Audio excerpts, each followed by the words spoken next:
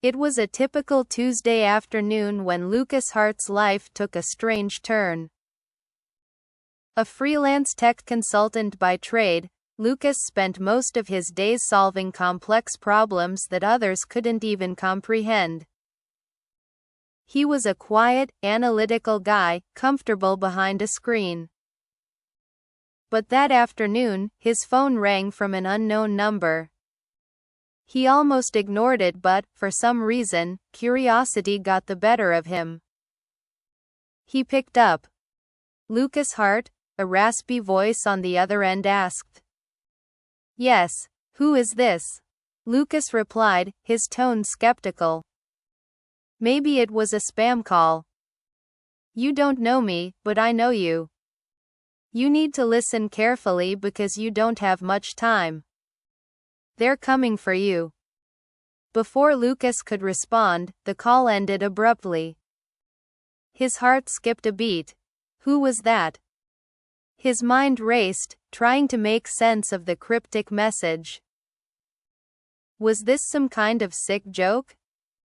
The voice had sounded far too serious, and Lucas couldn't shake the feeling that something wasn't right. But life went on. He tried to brush it off as paranoia, thinking he might have just overthought things.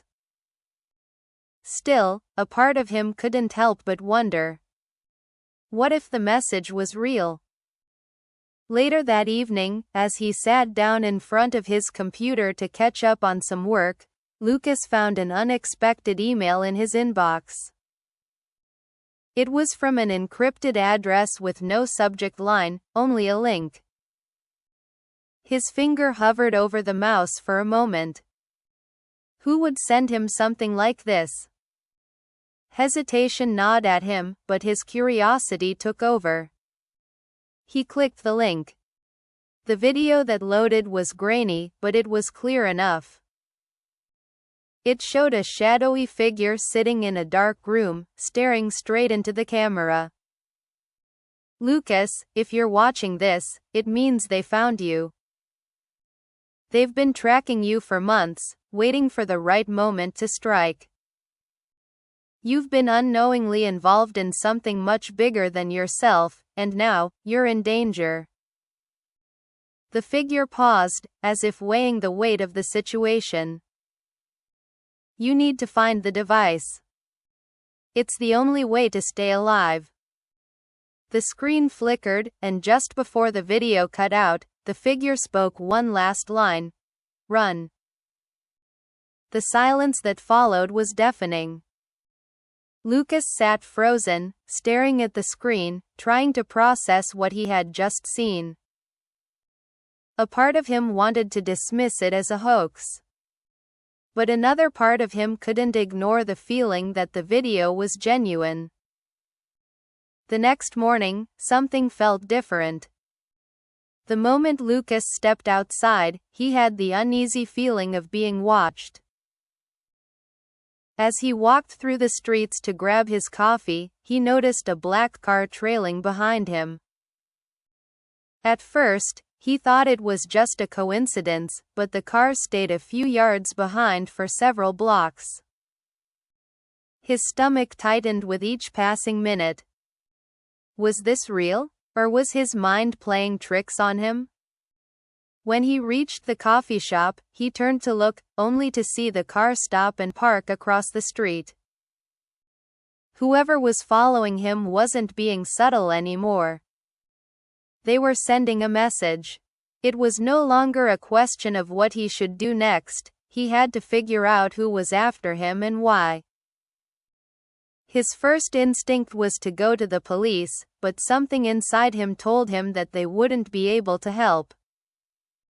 This wasn't something normal.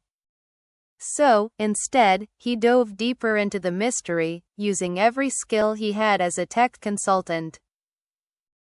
He traced the encrypted video, using some of his hacking tools to get more information.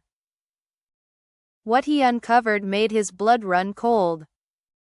The video came from a hidden server, used by underground organizations that specialized in the illegal trade of stolen government technology. Lucas didn't understand it at first, but then it clicked. He was somehow connected to a conspiracy that went way beyond what he had ever imagined. After days of frantic searching, Lucas discovered the truth. The device the mysterious figure had warned him about was a piece of technology created by a secret government program. It could decrypt any form of communication, even the most secure ones. And someone had stolen it. If that technology fell into the wrong hands, the consequences would be catastrophic. Whoever had it could control the flow of information on a global scale. Lucas had no choice. He had to find the device before they did. But the task was daunting. The device was hidden in an old, abandoned military facility on the outskirts of the city. The facility was said to be a ghost site, with no one having visited in years. Yet, for reasons Lucas couldn't explain, he knew that's where he had to go. Time was running out, and he had no idea who they were, but he knew they were closing in. He needed help. Lucas reached out to Mia, a hacker he had briefly interacted with online in the past. Mia was a no-nonsense tech expert, and she had her own reasons for getting involved. A few years ago, her brother had gone missing after investigating similar technology. She didn't trust the government, and she didn't trust anyone who had been connected to the stolen tech. Together, they formed an uneasy alliance, determined to find the device before the shadowy figures hunting Lucas could reach it.